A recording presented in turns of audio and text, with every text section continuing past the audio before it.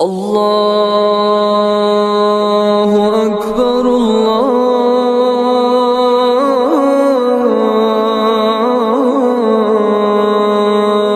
اکبر۔ آپ صلی اللہ علیہ وسلم نے فرمایا ایک دوسرے کو نصیحت کرنے والا کس قدر خوش نصیب ہے۔ جامع الترمذی کی روایت ہے، عرض علی اول ثلاثۃ يدخلون الجنہ، اور میرے صحابہ مجھ پہ وہ 3 لوگ پیش کیے گئے جو سب سے پہلے جنت میں جائیں گے۔ وہ 3 لوگ کون سے تھے؟ الشہید وعبد مملوک احسن عبادت ربہ ونصح لسیرہ وعفیف متعفف ذو غنى او مال۔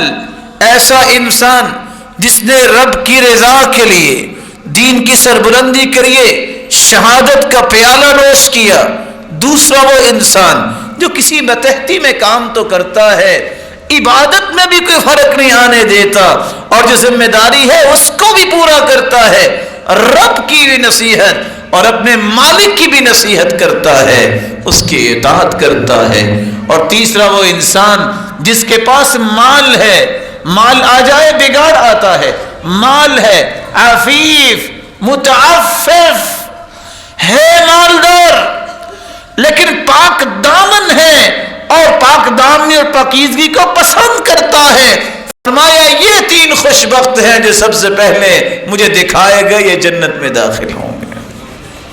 اللہ ذو جلال سب کو اللہ کی رضا حاصل کرنے کے لیے نصیحت کی توفیق عطا فرمائے۔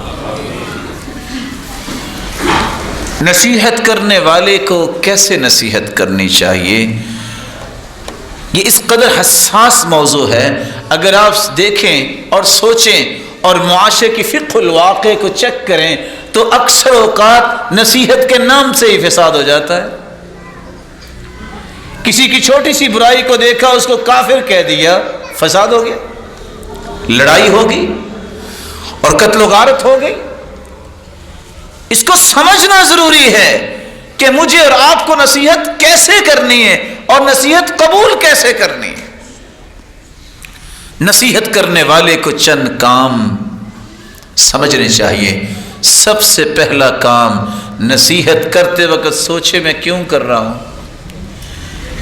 اپنی برتری ثابت کرنے کے لیے، تانا دینے کے لیے، آر دلانے کے لیے، اپنا کلیجہ ٹھنڈا کرنے کے لیے، یا اس کو اپنے پاؤں تلے روندنے کے لیے، یا اس کو شرمندہ اور بدنام کرنے کے لیے کس لیے کر رہا ہے نصیحت؟ سب سے پہلی نیت اس کی ہونی چاہیے، میں اپنے رب کو راضی کرنا چاہتا ہوں۔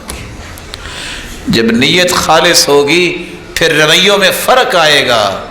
جب نیت خالص نہ ہو تو پھر نصیحت کے نام پہ جو ہے وہ کھلواڑ کھلتے ہیں، جس کے نتائج بہت برے ہوتے ہیں۔ نیت کو خالص کیا جائے۔